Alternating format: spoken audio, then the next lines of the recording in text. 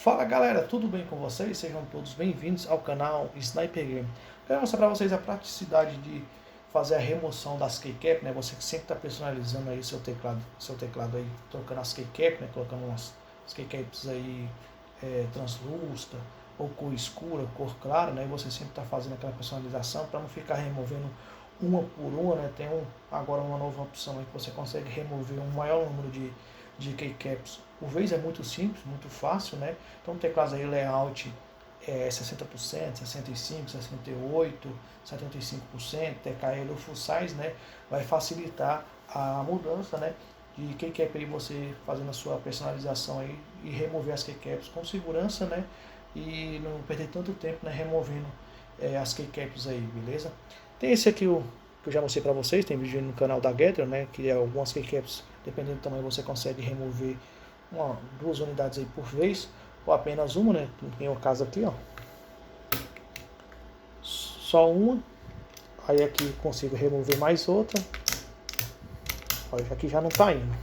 Já com o teclado que a keycap é um pouco mais baixinha, né? No layout aí 60, 65, 68 já consegui remover duas por vez. E já aqui no layout 75%, que é um pouquinho maior a keycap, né? Já não consegui. Aí tem esse aparelhozinho aqui novo, baratinho, no Alho aí. Que você vai remover o maior número de keycap, geralmente aí uma média, umas 4 ou 5 unidades, né? Entre 4 ou 5. Vai pressionar aqui, ó. Aí aqui só puxa. Consegui aqui, ó, remover 4 keycaps de uma vez só. Mais outra vez. Pressionou aqui, ó. Aí pega e puxa. E solta. Pronto. Você vai ter uma facilidade maior, né? De remover mais keycaps, né? Por vez aí.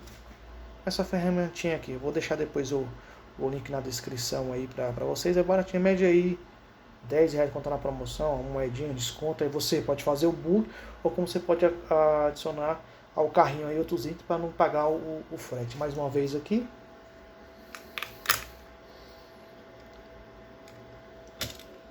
Aí. Consegue remover 4 keycaps de uma vez só, beleza, rapaziada? Então é isso aí, galera. É um vídeo um pouco mais rápido aí, né? Tá aqui, ó, para você remover esse lado aqui a keycap e aqui o switch, beleza? Aí pressiona, depois solta, acabou. E aqui é a mesma coisa, aperta, encaixou, aí você vai fazer assim e puxa. Vai estar removendo aí 4 keycaps de uma vez só. Então se vocês gostaram do vídeo aí, não esquece de dar o like de vocês. Para quem não é inscrito no canal, se inscreva no canal e ative o sininho das notificações. Para quando tiver vídeo novo no canal, ser notificado imediatamente. Até o próximo vídeo, galera!